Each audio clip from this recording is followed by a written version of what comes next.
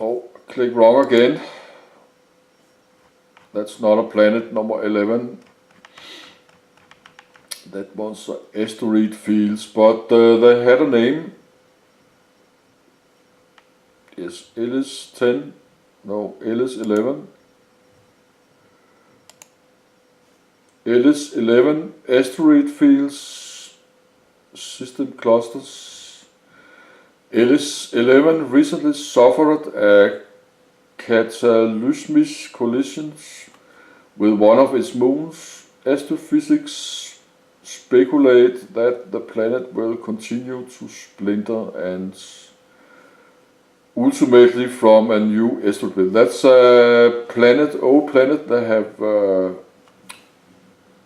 made a collision with the moon, so it's going to small parts. So actually it's a planet, broken planet. Ellis 11, but we have even one more. That's Ellis 11. And we have the 12,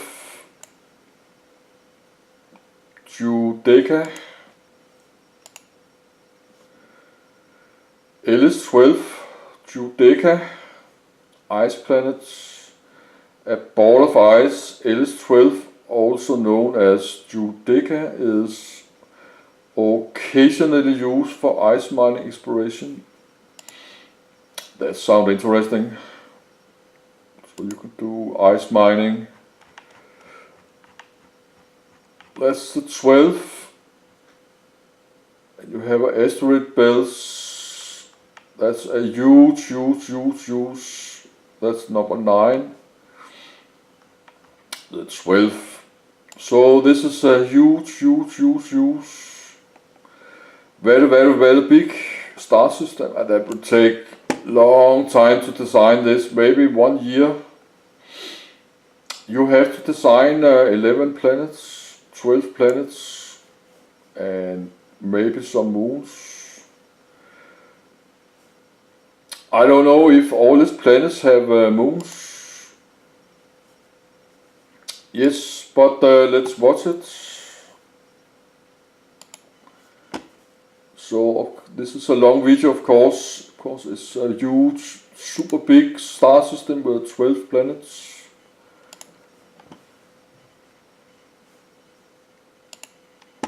And not 360p. We're watching in 1080, of course. Yes, cheers. I got a little cola.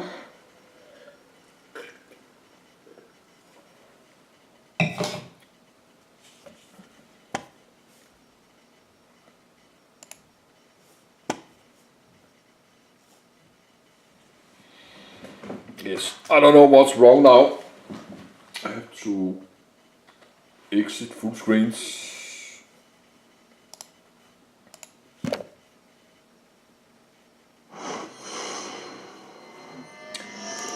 Because I have not rebooted my computer tonight.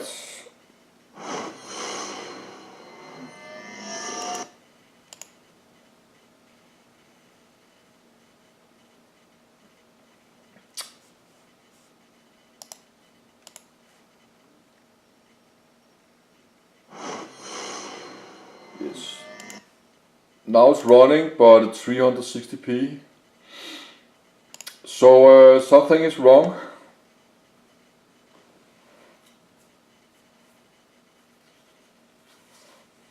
Yeah, and I'm not watching this in 360p. I'll not do that. Yes. I will duplicate fan. Yes, that will help. And I will stop this. That's Ellis. And I will duplicate again.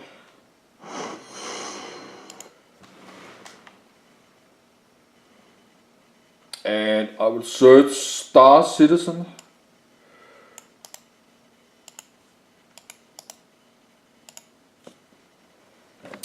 Ship commercial. If I can spell that, yes.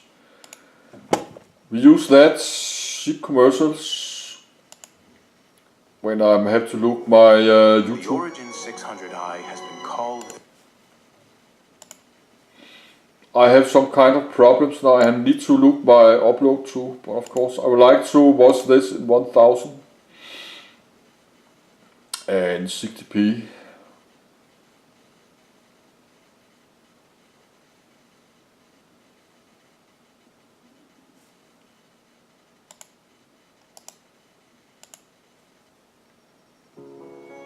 The Origin channel to create the ultimate. It's nice to know there's one. Yes. I don't know what's wrong. I probably have some internet connection error. I'm not going to stop. Let's try 720.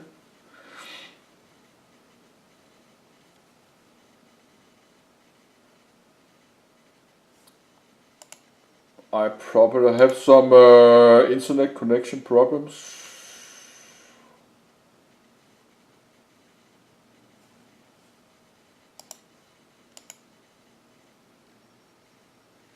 It's nice to know there's one series. I'm not recon this in 360p. I'm not do that. Probably I have to reboot my computer. No. This running in 700. Yes. I have to look my uploads. We can just watch this commercial, but that would be in 360p.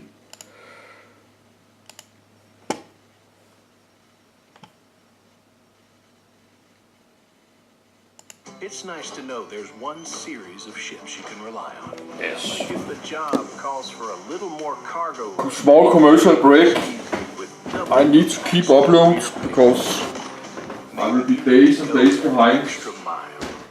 4 dedicated fuel tanks will get you there, and then some. And when you're expecting trouble on the horizon, well, even the most brazen outlaw is gonna think twice, staring down 2 tailor-made missile launchers. Whatever life throws at you, we've got you covered. MISC Freelancer, built for life.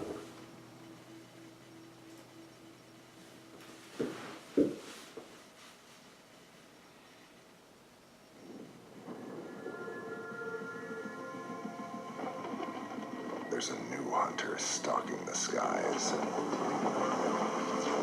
Take warning. But my upload is working, I think. I have to look. Maximum pilot visibility. Daunting suppression options. Riskless onboard detainment. All at your fingertips. The predators have become the prey. The 2949 Hawk from Anvil. Rise above.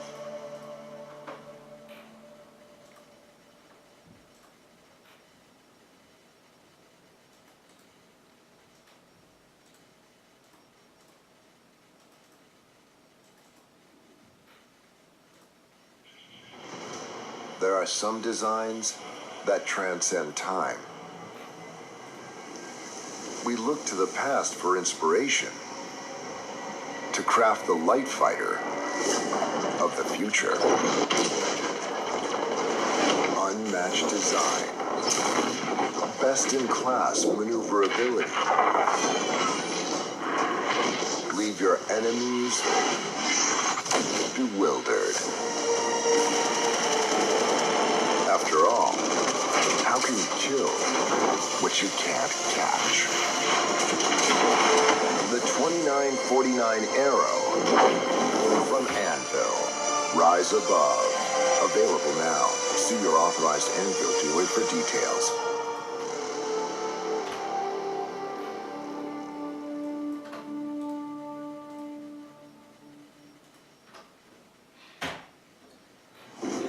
Adding some files to my uploads.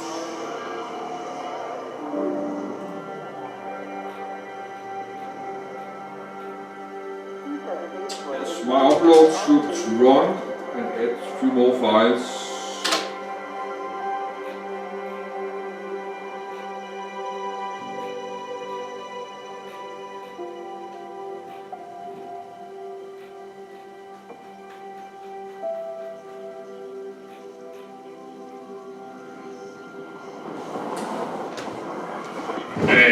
small, go to bathroom and get more cola.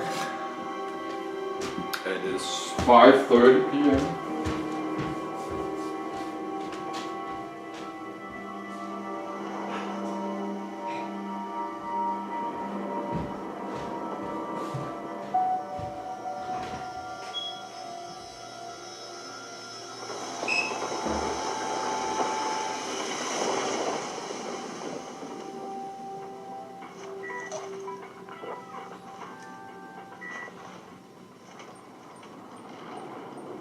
Stop right there. This claim is ours. I'll make this easy for you. Leave now, or we'll kill you. I'm happy either way.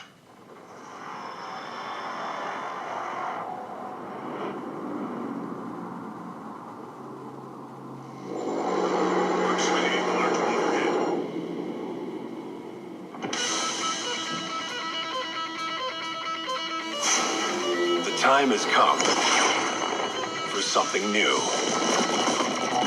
Something to change the game. When seeking fortunes at the fringes of civilization, you need someone you can trust. In this age of uncertainty, it's time to take back your strength. It's time to release the Kraken.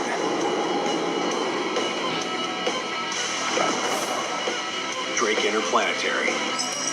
We got your back.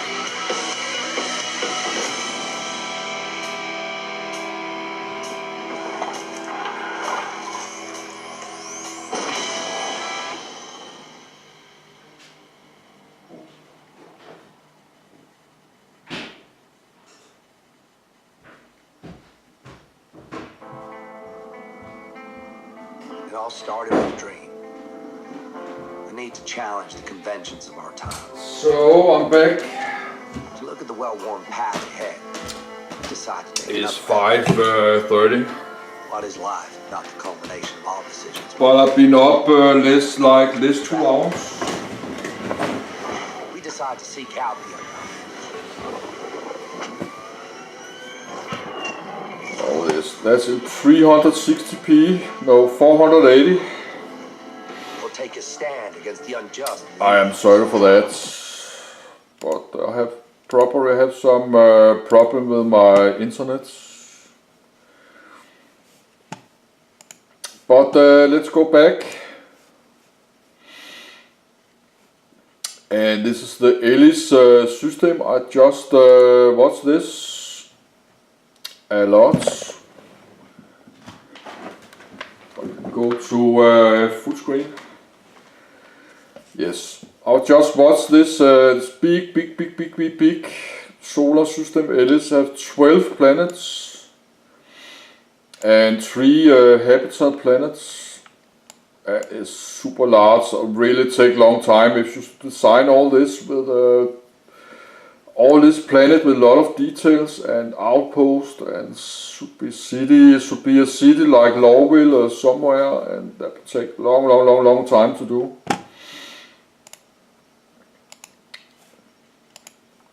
But let's have a look. Yes, that's 720, but let's just get started. Actually, of course, I would like to watch it in 1090.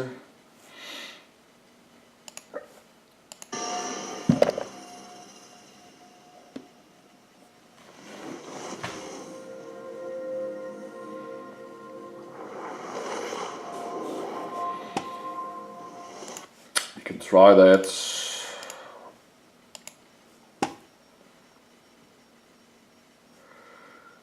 No.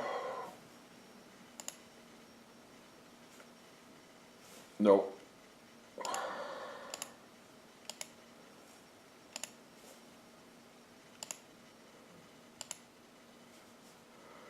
Yes, I have some kind of, because I not reboot my computer.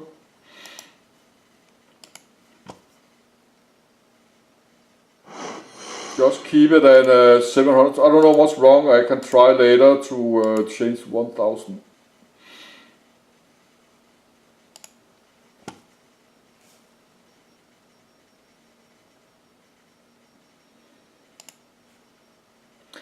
Yes, I should not have touched it. I should just keep it at 720.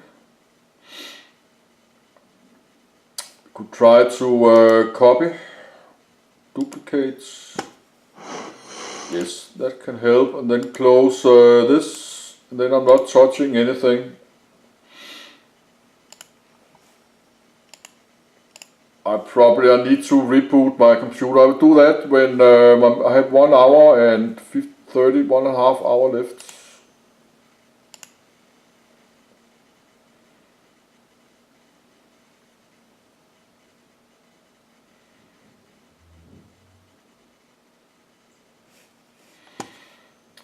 Or I have to reboot my computer. Yes, think I have to reboot my computer. I'm really tired of this. Okay, something happened now.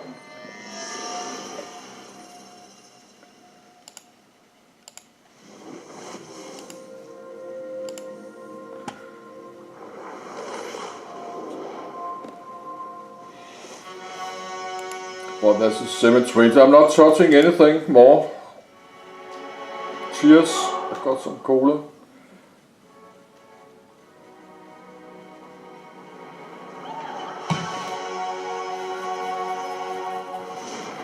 Maybe my internet connection is better in 1 hour. Welcome to yet another edition of Loremaker's Guide to the Galaxy. I'm your host for today, senior writer Will Weisbaum.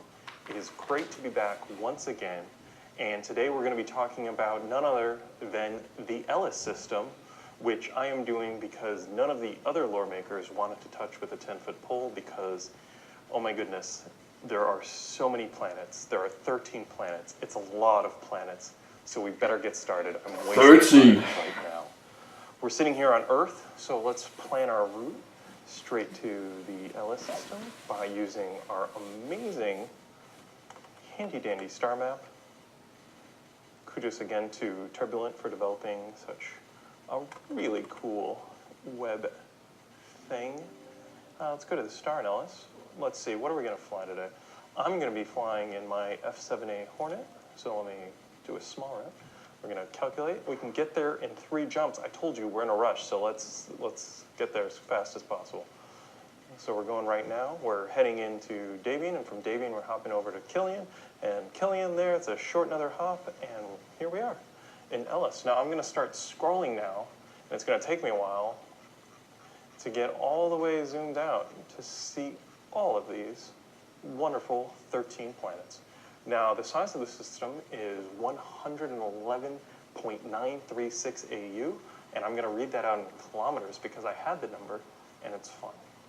So it is oh man, I don't even know where the commas are. Wait, hold on, let me calculate this. Let's see, there's a comma there, one there, and another there.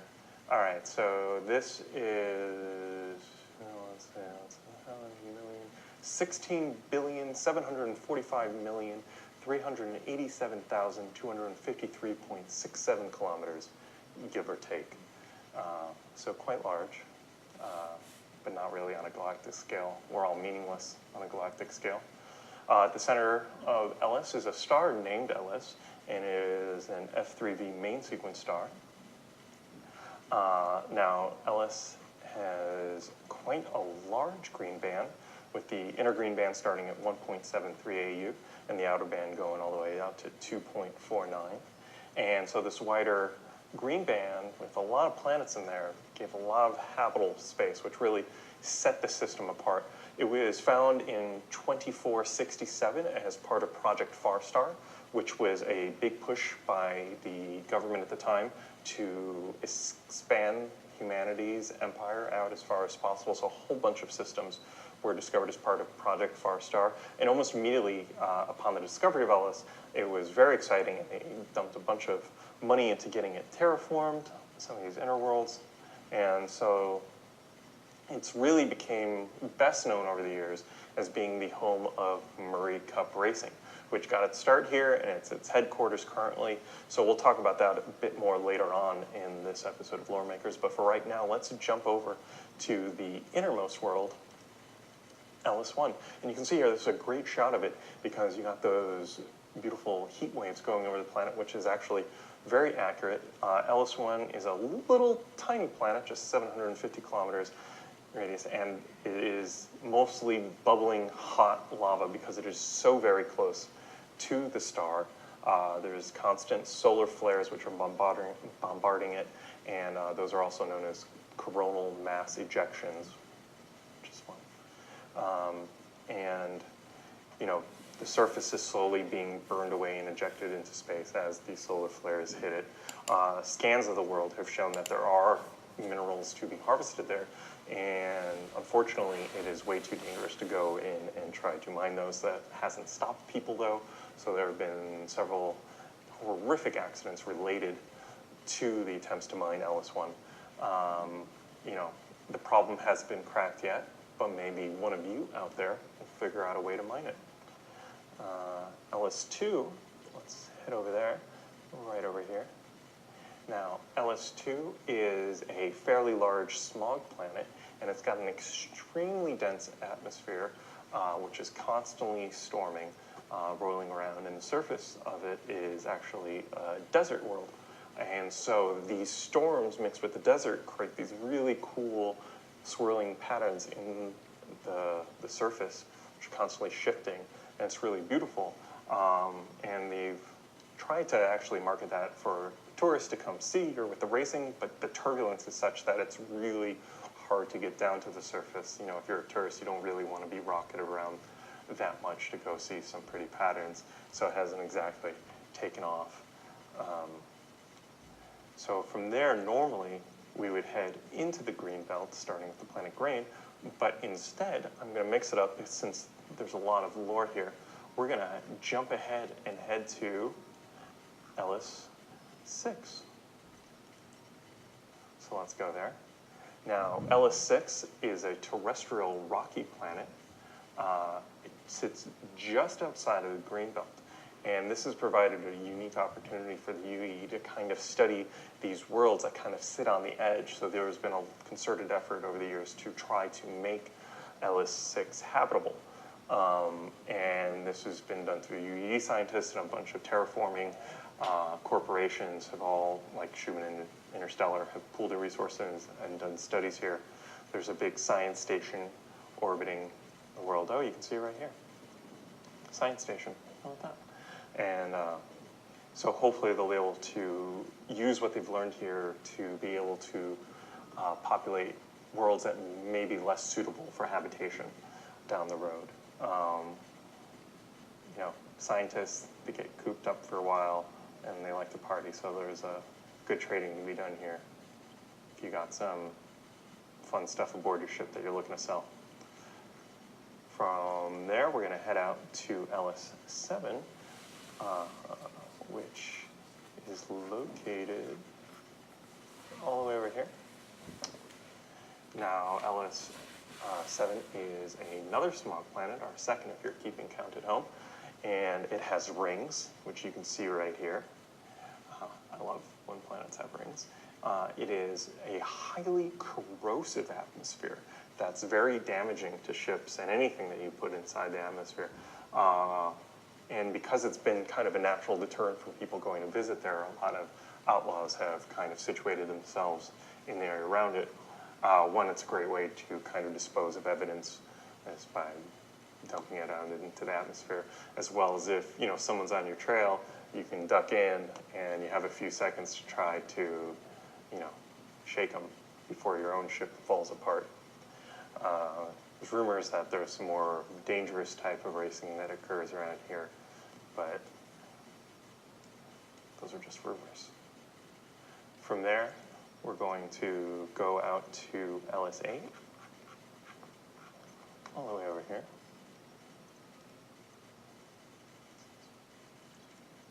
Oh, there we go. Go back to, here we go. We're going to head now, for real, to LS8.